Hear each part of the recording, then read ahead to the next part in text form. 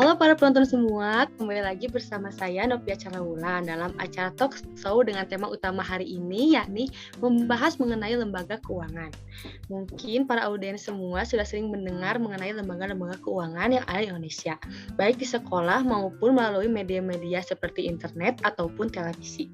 Karena keberadaannya sangat dekat dengan kita, oleh karena itu pembahasan ini akan cukup menarik dan bisa menambah pengetahuan serta wawasan para penonton semua.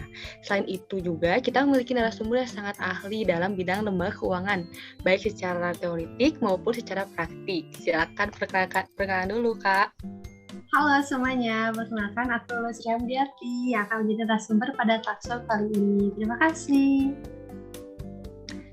Halo Kak Lulu, baik tanpa berlama-lama lagi, mari kita mulai acara talkshow ini dan jangan lupa siapkan cemilan atau catatan untuk menulis hal-hal penting yang dapat berguna bagi pengetahuan kita di masa depan. Mungkin masyarakat di sini masih awam mengenai lembaga keuangan dan rata-rata masyarakat mengetahui bahwa lembaga keuangan ini hanya berupa bank. Padahal seperti yang kita tahu bahwa lembaga keuangan sendiri terbagi menjadi dua, yakni lembaga keuangan bank dan non-bank. Kira-kira bisa sedikit dijelaskan nggak apa perbedaan dari kedua lembaga tersebut? Baik, terima kasih Kak. Nah, betul sekali ya, rata-rata masyarakat berpikir bahwa perputaran uang ini hanya terjadi di bank. Padahal secara tidak sadar mereka ini menggunakan layanan jasa selain bank untuk melakukan pinjaman ataupun menabung uang mereka. Nah, oleh karena itu mari kita beri sedikit wawasan kepada masyarakat, khususnya yang sering menggunakan layanan bank. Jadi, secara sederhana, lembaga keuangan bank ini hanya berperan sebagai penerima dana dan memberi pinjaman untuk masyarakat. Jadi, uang yang diterima oleh bank ini nanti bisa dipinjamkan lagi kepada masyarakat dan itu menjadi perputaran uang yang sering dilakukan di lembaga keuangan bank. Oleh karena itu mungkin di SMA diajarkan bahwasannya lembaga keuangan bank ini termasuk kepada lembaga yang hanya bergerak pada bidang keuangan atau moneter. Nah, mungkin juga di sini audiens pada penasaran nih, apa aja persamaan dari lembaga keuangan non-bank ini. Nah, persamaannya yakni bahwa mereka sama-sama menyalurkan uang dan menerima dari masyarakat. Namun perbedaannya terletak pada lembaga keuangan non-bank yang memiliki fungsi lain yakni mengeluarkan surat-surat berharga untuk membiayai investasi ataupun pinjaman.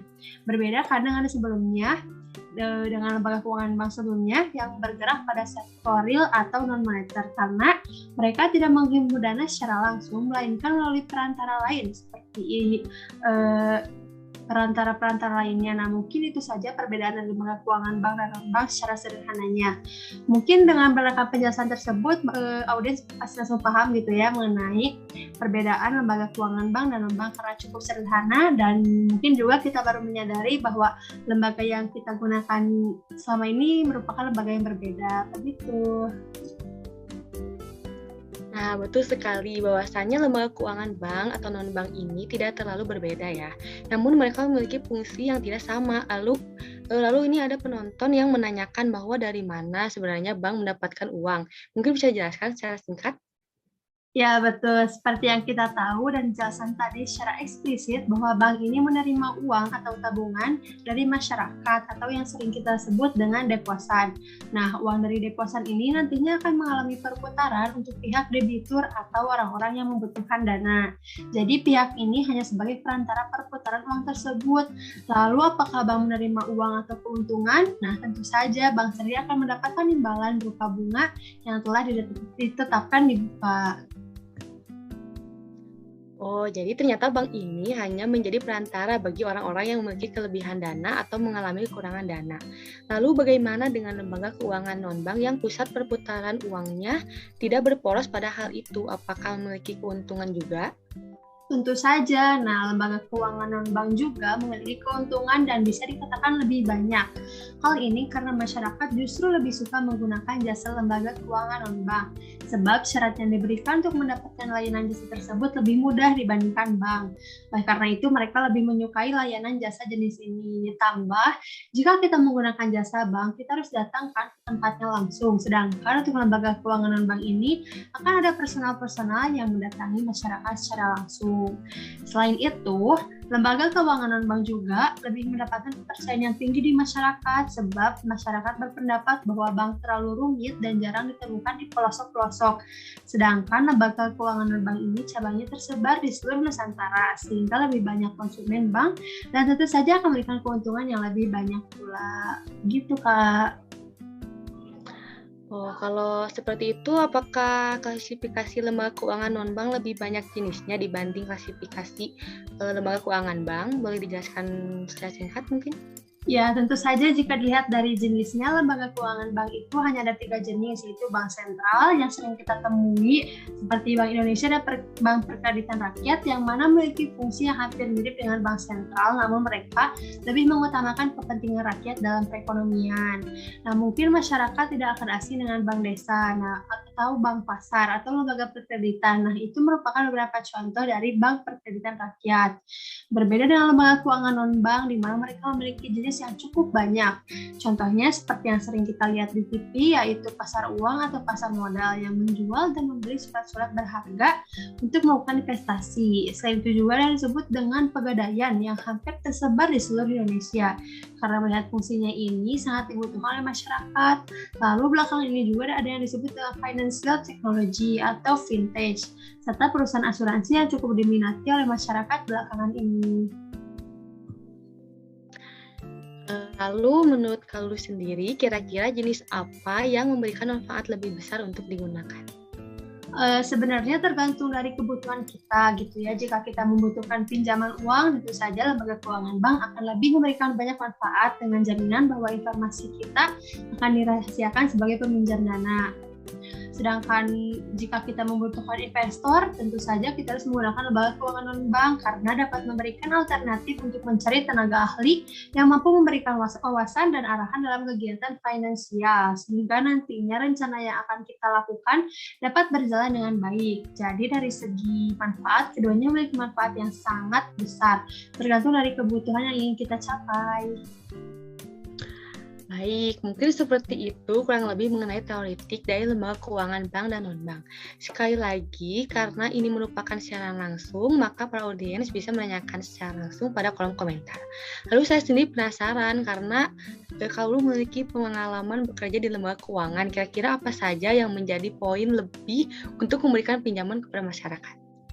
Tentu saja gitu ya, sebelum masyarakat diberikan pinjaman oleh bank, pihak bank ini akan meminta informasi mengenai personal dari nasabahnya.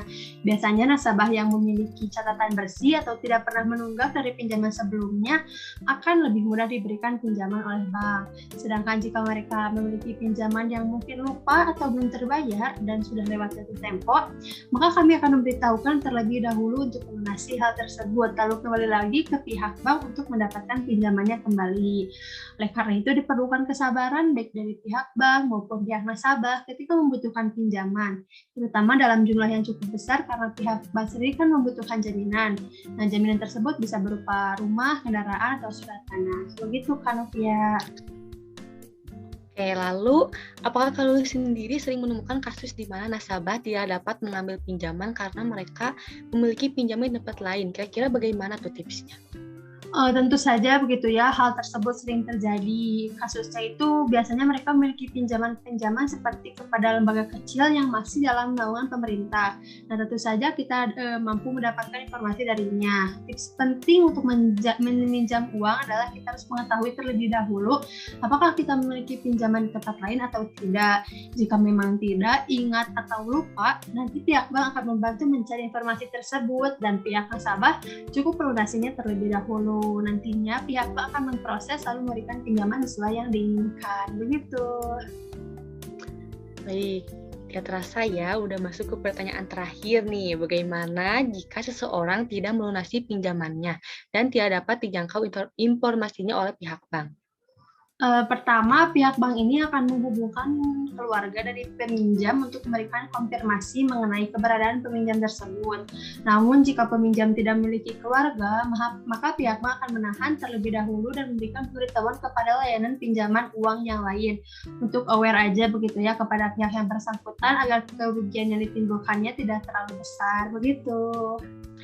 Baik, ternyata dalam kegiatan keuangan di Indonesia ini telah terhubung ke seluruh layanan lainnya, sehingga kita harus lebih berhati-hati dalam melakukan transaksi, khususnya meminjam dana kepada pihak bank yang telah terverifikasi. Untuk pertanyaan lebih lanjut, akan dijawab melalui email yang terhubung kepada narasumber secara langsung. Terima kasih kepada narasumber hari ini yang telah mensukseskan program bertemakan Lembaga Keuangan kali ini dengan baik, serta saya berterima kasih juga kepada audiens yang telah antusias berdiskusi mengenai tema hari ini. Semoga pengetahuan masyarakat mengenai lembaga keuangan bank dan non-bank serta mengenai pinjam dana dapat lebih terbuka sehingga dapat bermanfaat ke depannya. Saya dan narasumber pamit undur diri. Terima kasih dan selalu jaga jarak, jaga kesehatan dan jaga keluarga kita semua. Sampai jumpa. Sampai jumpa semuanya. Terima kasih.